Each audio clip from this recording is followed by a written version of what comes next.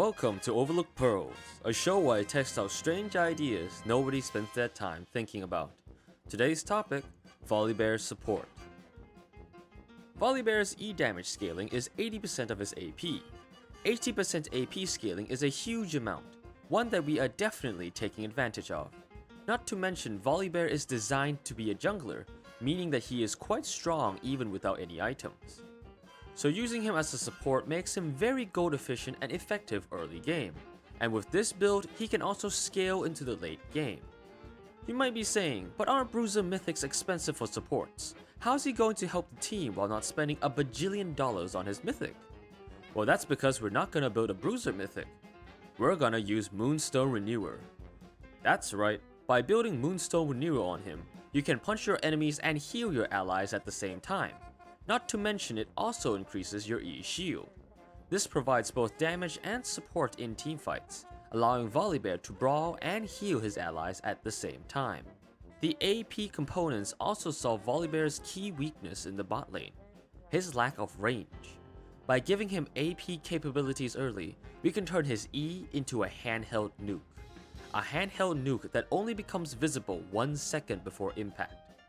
I'll explain more about his E later. Let's move on to the runes. Arcane Comet will be your keystone of choice. Take Manifold Band for mana sustain, Transcendence for cooldowns, and Scorch for that extra poke damage. For the second tree, take Biscuits for sustain and Approach Velocity for engagement speed. For minor runes, take Ability Haste, Adaptive, and Defensive rune of your choice. For starting items, take Spell Thief's Edge and 2 health pots. Take Moonstone Renewer as your mythic. It provides AP, HP, Ability Haste, and 20% more shielding from his E. And it only costs 2,500 goddamn gold. All of the utility and power that Volibear needs to become a healing brawler. For shoes, take Ionians. The Ability Haste will further stack with your other items to make your cooldowns really low. Then build Knight's Vow as the last item in our core build. For the last 2 items, you can choose between Spirit Visage for more MR and shielding/healing, Thornmail for armor and grievous wounds, Sunfire Aegis for armor and burn damage, Turbo Chem Tank for MR and movement speed, and Watchful Wardstone for general stat boost and control wards. Take E at level 1. This is what your skill upgrade should look like. The plan in the early game is to poke with E. The E will slow them upon landing and will guarantee the Arcane Comet hit. But how do we land the E in the first place? The trick is that Volibear's E skill is hidden in the first second of being cast. It takes 2 seconds for the skill to land, so the enemies only have 1 second to react to it. The only way they can tell that Volibear has used the E skill is by looking at his casting animation. That's some generous conditions for a skill to land. So the trick is to hide the E cast animation, and the enemies won't even know that a Thunderstrike is headed their way. The best way to hide the animation is to hide in a bush. If they can't see you, they can't see your animations. A second method is to cast Q immediately after using E. This will hide the E animation and has the bonus effect of chasing the enemy backwards, potentially pushing them into the E skill hit zone. So now that you know how to land your E's, continue doing so. You will run into some mana issues, so try not to miss. Use the biscuits when low on mana to recover it.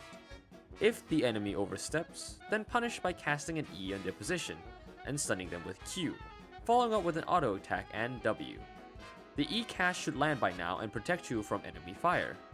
Most traditional supports cannot ever trade back against this combo, especially not when your ADC is also shooting at them. With all that in mind, assert dominance over lane, force them to farm on the tower, and continue to poke them with E.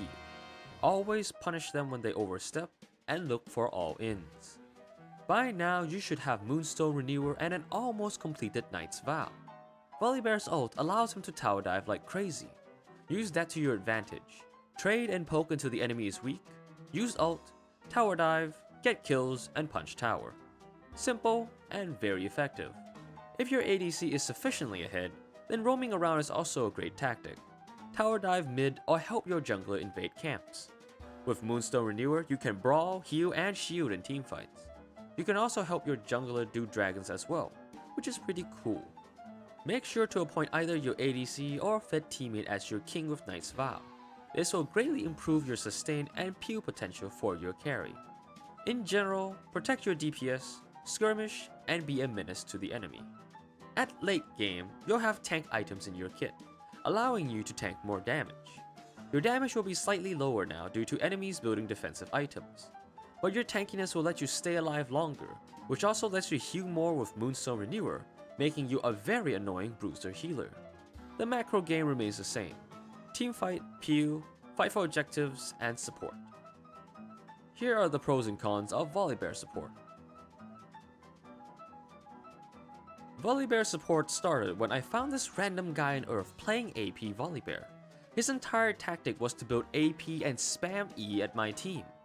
I immediately noticed how hard it was to dodge some of the E's he threw out because I could only see the last second before it hit.